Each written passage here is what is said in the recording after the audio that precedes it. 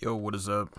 Back again. So we're going to be back iterating through lists, except this time we're going to try to add on a little more extra stuff to it, just to try to see some of the different things you can do whenever you are iterating. So this time around, we're just going to build on to like a string and go from there. So where before we were just printing out the cars, this time around just going to kind of like make a sentence about the car, which I mean it's not a whole lot, but this time around we're just going to be like car, whatever the car is that is selected is going to be like is a cool car or something, something is a cool car.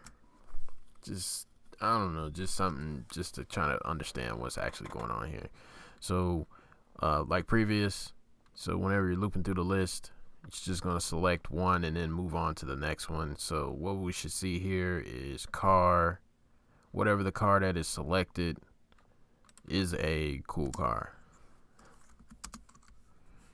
So is a cool car. So when we go to run this, let me clear this out. What should we see? Tesla is a cool car. Should put a space there. So let's run this again.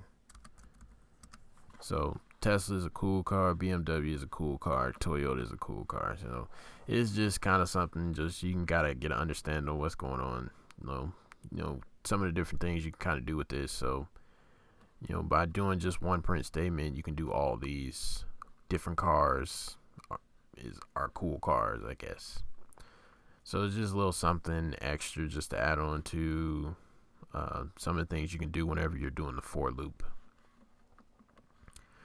And yep, that is pretty much it.